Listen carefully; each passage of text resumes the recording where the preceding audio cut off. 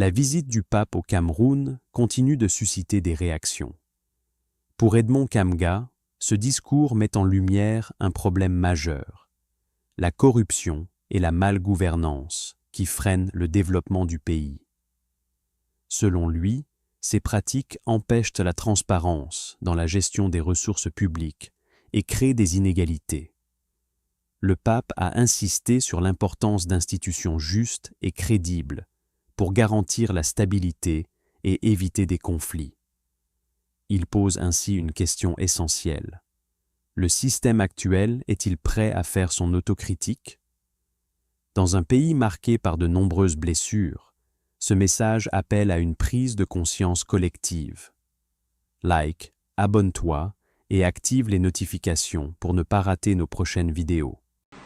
Des actes sont pris, des actes de corruption sont pris et font en sorte qu'il ne peut pas avoir la paix, il ne peut pas avoir la justice. Parce que la corruption crée l'injustice, les inégalités qu'il a dénoncées de bout en bout. Mais un autre aspect qui m'a beaucoup plu, c'est il a beaucoup insisté sur la gouvernance, effectivement. Mais quand il parle du service, parce que là, il faut le dire, c'est l'un des piliers de l'ordre de Saint-Augustin.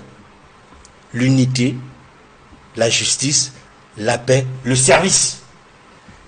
Et il a dit de bout en bout, en ce qui concerne le service.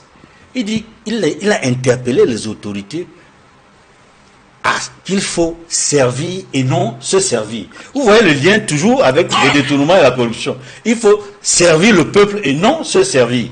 Et voici ce qu'il dit par exemple.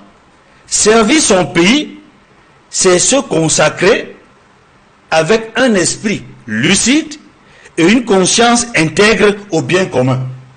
Se consacrer au bien commun. Au bien commun de tout le peuple. Il ajoute de la majorité, des minorités, dans leur harmonie réciproque. Parce qu'en réalité, le peuple, il est composite. Il est constitué des minorités, de la majorité et de beaucoup de personnes, y compris des personnes vulnérables. Et vous avez vu que pendant son séjour, pour matérialiser en réalité tout ce qu'il dit, il a rendu visite aux orphelins et aux malades. Les plus faibles, les opprimés, les déshérités. Et ça, c'est très augustinien. Je reste encore sur la question du service.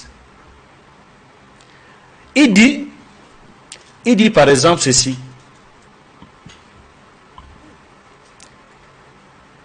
Cela concerne particulièrement la question de la gestion des ressources du Cameroun.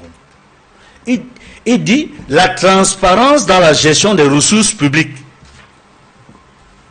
La transparence dans la gestion des ressources publiques et le respect de l'état de droit sont essentiels pour rétablir la confiance.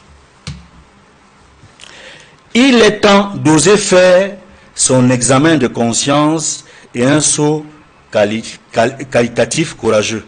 L'examen de conscience et un saut qualitatif courageux.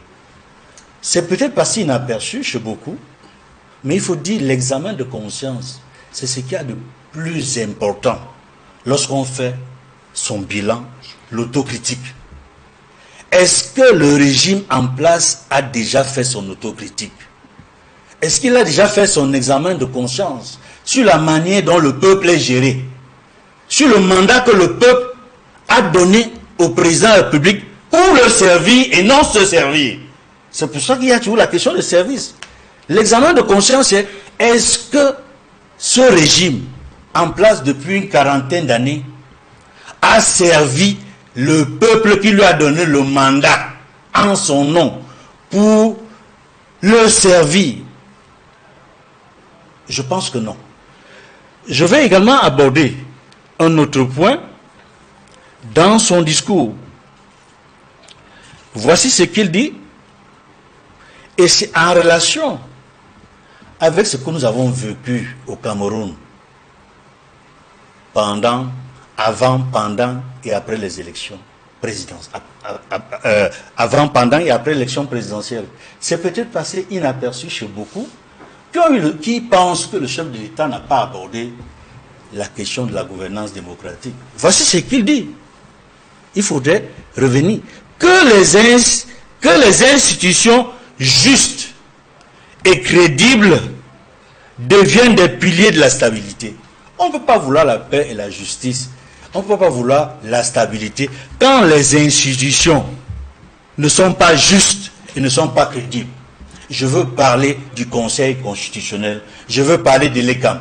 Ces institutions ne sont ni justes ni crédibles par la manière dont ils fonctionnent. Par la manière dont ces institutions fonctionnent. Et cela fait en sorte que la crise à laquelle on a assisté, la crise post-électorale, elle est née justement du dysfonctionnement des institutions qui sont censées apporter dans leur domaine de compétences les ressources nécessaires pour régler les questions de gouvernance démocratique, mais qui malheureusement ont failli en semant les graines de l'instabilité, les graines de la guerre, les graines de la crise.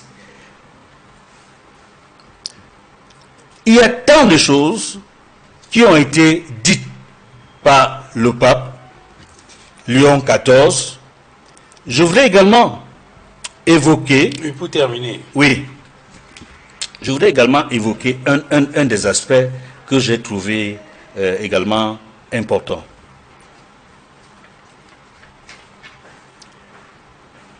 Lorsqu'il dit il faut que l'engagement en faveur du dialogue, de la justice et du développement intégral transforme les blessures du passé en source de renouveau.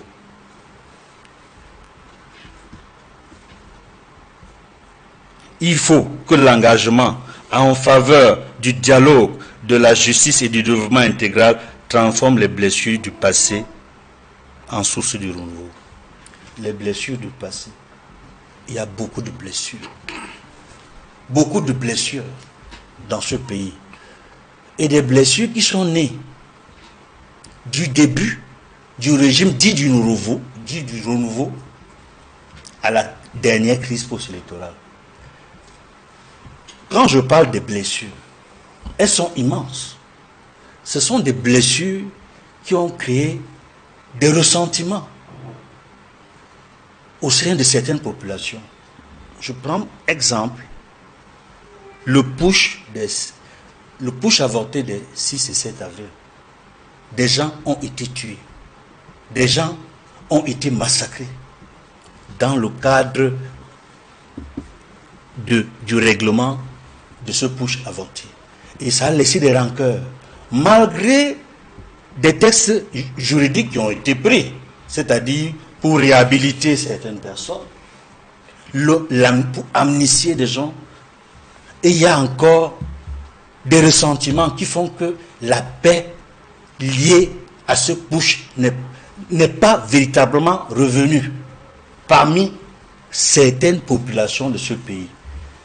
Je prends des exemples, parce que j'ai dit des années 80 jusqu'à ce jour. Je prends l'exemple le plus récent. La guerre qui dure depuis 10 ans dans les régions du nord-ouest et du sud-ouest. Et c'est la raison pour laquelle le pape s'est rendu à Bamenda. Et je puis vous dire que cette visite a été programmée il y a 5 ans.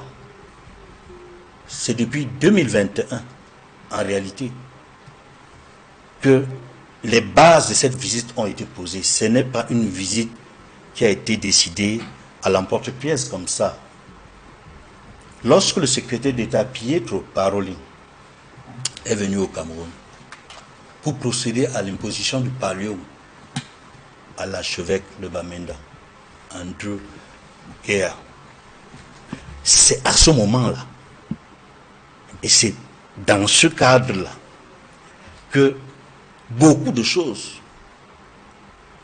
ont été élaborés, conçus, pour que plus tard, nous sommes là, c'était pendant que François était encore pape. Et rappelez-vous, François, chaque fois, lorsqu'il disait des messes à la place Saint-Pierre, il avait toujours un message pour la paix dans les régions du nord-ouest et du sud-ouest.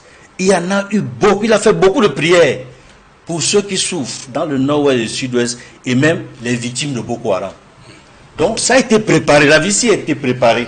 Et c'est pour cela que Léon XIV, quand il arrive, l'étape de Bamenda était essentielle. Elle était, j'allais même dire, irremplaçable. Parce que c'était même la raison fondamentale de sa visite. Il devait certes venir également à Douala pour la courtoisie passer par Yaoundé, mais Bamenda a été au cœur du déplacement du pape.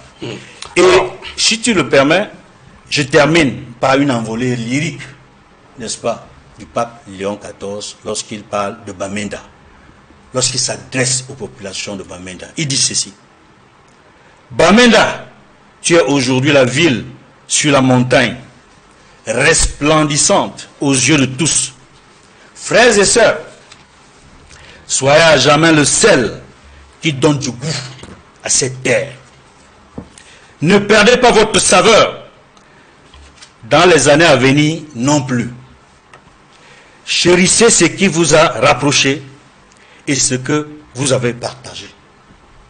Moi, ça m'a beaucoup touché. Dimitri, voilà, je prends cet extrait. Le message est clair. Sans justice et transparence, aucun développement durable n'est possible. Le pape appelle à des institutions fortes pour éviter le pire. Le Cameroun doit faire face à ces réalités. Like, abonne-toi et active les notifications pour ne pas rater nos prochaines vidéos.